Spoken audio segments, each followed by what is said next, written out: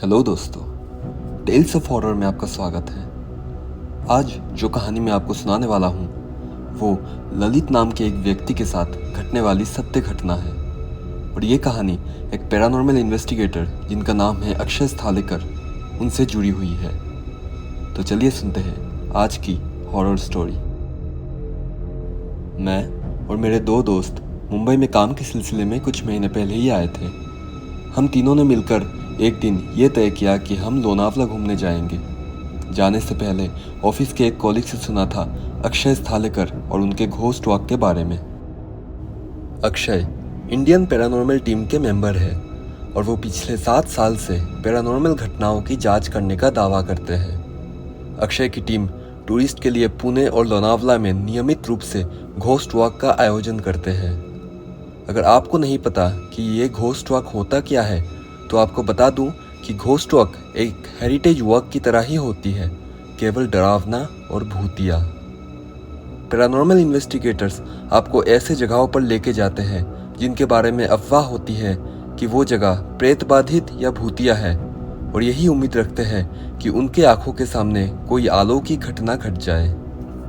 लोनावला, जो कि मुंबई से सिर्फ 80 किलोमीटर दूरी पे है और मॉनसून और सर्दी के मौसम में रोमांस का स्वर्ग माना जाता है, वास्तव में भूत प्रेत और अशरीरी आत्माओं से भी भरा है। लोनावला के पहाड़ियों में ऐसे ही एक घोस्ट वॉक के दौरान हमने कुछ ऐसा देखा जिसने वैज्ञानिक व्याख्या को भी खारिज कर दिया। तब आधी रात हो चुकी थी। हमारा उस दिन का प्लान था लोनावला के एक होटल और फिर खंडाला घाट जाने का, जो कि भूतिया माना जाता है। तेज हवा चल रही थी। अक्षय और उनके 2 टीम मेंबर्स और हम तीनों एक साथ एक एक्सयूवी कार में यात्रा कर रहे थे। बीच रास्ते में हम लोग सिगरेट पीने के लिए गाड़ी से बाहर निकले थे। हम उस पॉइंट पे खड़े थे जहां अक्सर पर्यटक आते हैं, जो शराब की खाली बोतलें और स्नैक्स के पैकेट जैसे बहुत सारा कचरा फेंक के जाते हैं। हवा पूर्व से पश्चिम की ओर बह रही थी। अचानक जमीन पर पड़ी एक खाली बियर की कैन हवा की तेज धाराओं को अवहेलना करते हुए तेज गति से दक्षिण की ओर उड़ गई। ऐसा लग रहा था जैसे किसी ने उस कैन को हाथ से उठा के फेंक के मारा।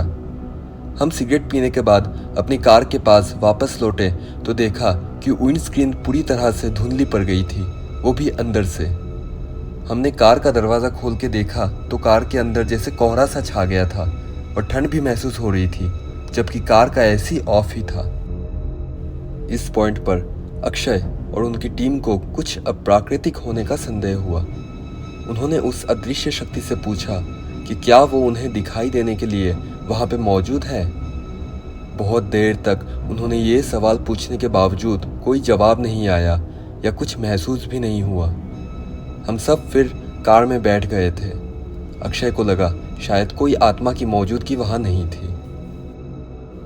उसके तुरंत बाद कार के विंडशील्ड पर 2 बहुत तेज आवाजें आई, लेकिन बाहर देखा तो आसपास कोई नहीं था।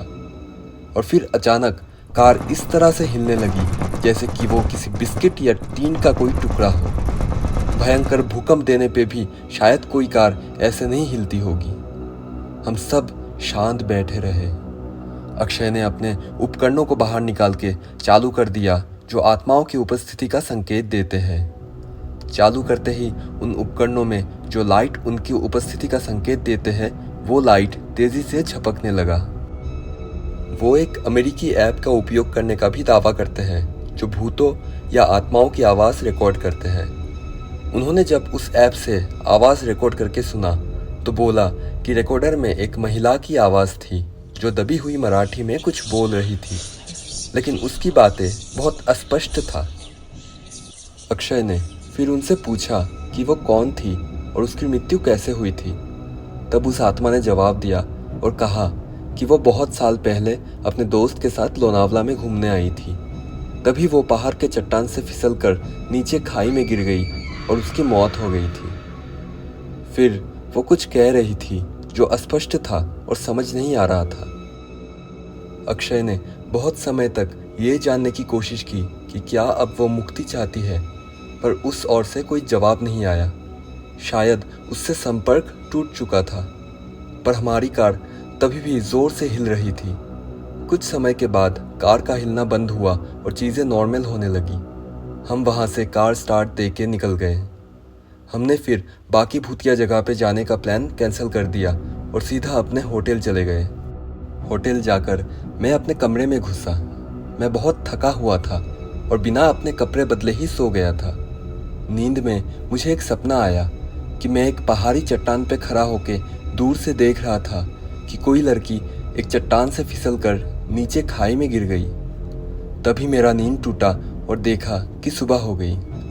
सुबह जब मैंने अपने दोस्तों को अपने सपने के बारे में बताया तो उन्होंने भी यही सपना देखने का दावा किया। हमें वो बहुत अजीब लगा और हमारे अंदर एक डर का माहौल पैदा हो गया। हमने उसी दिन लोनावला घूमने का प्लान कैंसिल करके मुंबई वापस चले गए। वो भयानक रात मुझे हमेशा याद रहेगा।